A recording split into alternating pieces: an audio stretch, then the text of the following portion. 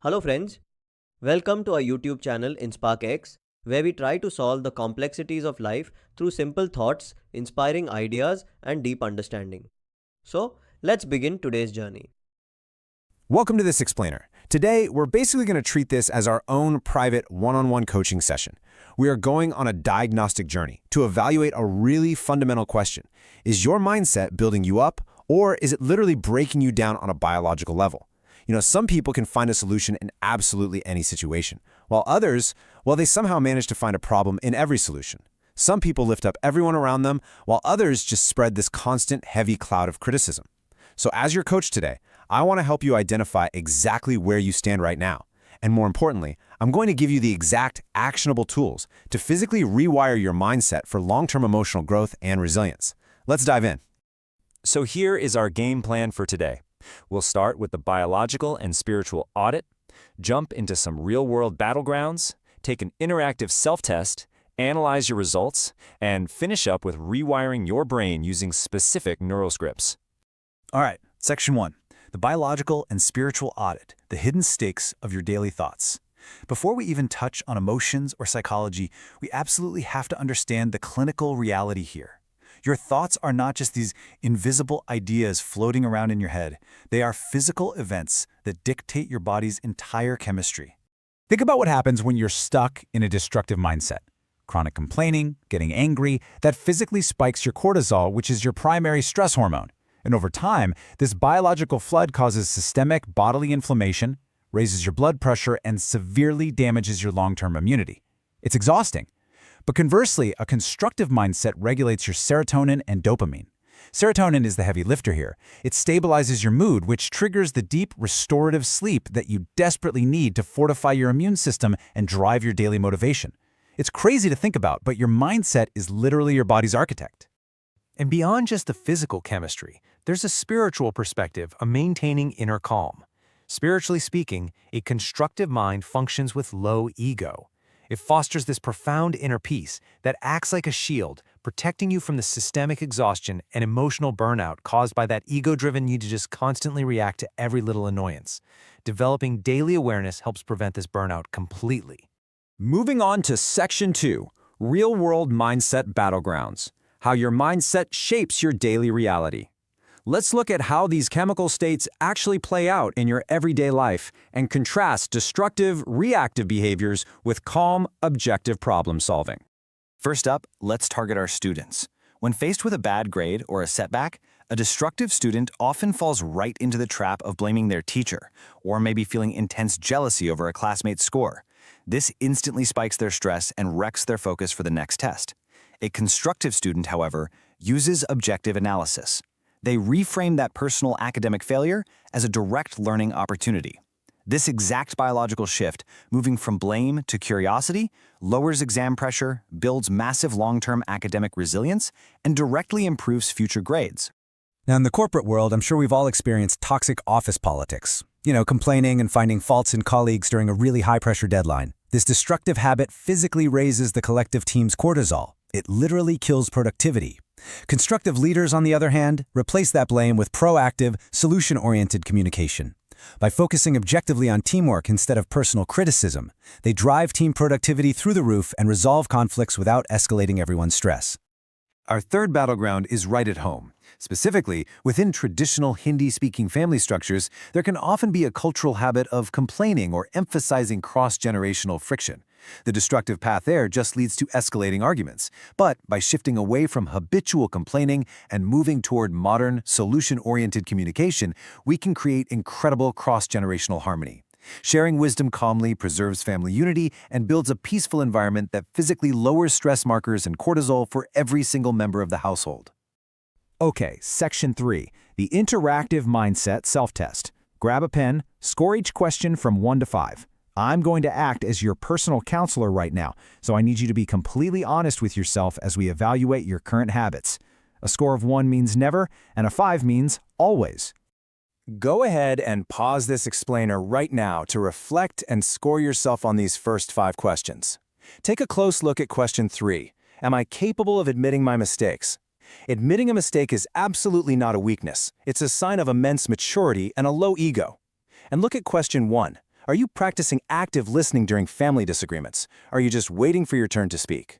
Give yourself an honest score. And here are the final 5 questions. Pause here again to score yourself from 1 to 5. Question 8 is absolutely crucial. Do you become highly defensive at the slightest criticism?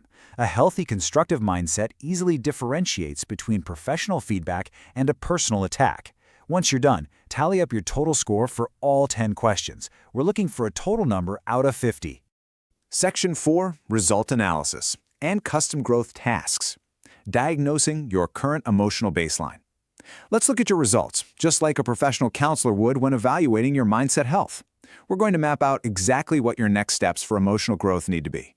If you scored between 40 and 50, congratulations, your mindset is highly constructive. Your task now is to mentor others and maintain your daily habits. If you scored between 25 and 39, you're in a mixed transitional state. You've got both qualities wrestling it out. Your primary task is to focus heavily on pausing before reacting. And listen, if you scored below 25, your current baseline is destructive and high stress. But please, do not worry. This is a supportive journey. Because of a brilliant biological mechanism called neuroplasticity, we can permanently change your behavioral patterns starting right this second. Which brings us to Section 5, Rewiring through Neuroplasticity and Scripts, Conscious Tools to Physically Reshape Your Brain. This is where the real coaching happens, folks. We're going to look at the conscious tools, the daily habits, and the specific language scripts you can use to literally alter your neural pathways. So the crucial point here is understanding how neuroplasticity actually works. I want you to think of your brain like a path through a dense forest. If you constantly walk down the path of anger and complaining, that path becomes wide, clear, and super easy to travel down. Your brain becomes an absolute expert in negativity. To rewire this, step 1 is to interrupt the pattern. When you feel that anger rising, do a 5-minute guided breathing exercise instead of immediately reacting. Step 2, reprogram the thought to focus on a solution. And step 3 is repetition. Every single time you consciously pause, you are utilizing neuroplasticity to physically thicken the neural pathways of positive thinking. You are permanently changing your defaults. Let's get practical. Here is a literal script for replacing toxic complaints. Parents and professionals, I want you to use this exact dialogue. Instead of saying, "You are always wrong," which instantly triggers ego and spikes everyone's cortisol, try saying, "I understand your perspective. Let's find a solution together." Actually, scratch that. It's not just a nice thing to say. It's a strategic de-escalation tool. This simple shift from blaming language to empathetic language creates a supportive atmosphere where people actually feel heard, which is absolutely essential for preserving family unity and team collaboration. Now, to support that new dialogue, you have to model specific communication behaviors. Keep your voice low and steady. Never interrupt. And please stop all comparisons. Comparing your child to another kid or comparing yourself to a coworker, it only breeds jealousy and stress. By modeling these positive behaviors, parents teach their children how to navigate household tension without triggering cortisol-spiking blame. You're building lifelong mental resilience in your kids just by how you talk. For my folks who scored a bit lower on the self-test, here's your daily mini-task to rewire your brain. Start a simple gratitude journal. Just write down 3 specific things you're grateful for every day and consciously reframe one challenge as a learning opportunity. Science shows us that consistent gratitude exercises like this trigger measurable improvements in your physical energy, lower systemic inflammation, and give a massive boost to your immune response by keeping those stress hormones perfectly regulated. As you build these new habits, a massive key to finding inner peace is simply knowing what deserves your energy. Take your goals, your character, and the respect you have for your family incredibly seriously. But take minor criticisms, social media comments, and the unsolicited opinions of random people who don't even know you very, very lightly. Protect your dopamine. Protect your peace by letting go of the small stuff. Differentiating between what's a serious matter and what's just noise is the ultimate hallmark of a mature, constructive mind. We have covered a ton of ground today in our diagnostic journey, from the raw biology of stress down to actionable scripts you can use in your living room or the boardroom. Listen, a person's true identity isn't defined by what they wear or what they own. It is completely defined by their mindset. Constructive people build stronger communities, they drive team success, and they create truly peaceful homes. Destructive people, they just complain about the world around them. So I'm going to leave you with this final provocative thought to discuss with your family tonight. Are you adding light to the lives of those around you, or are you increasing the darkness? That choice and that neural rewiring starts with you today.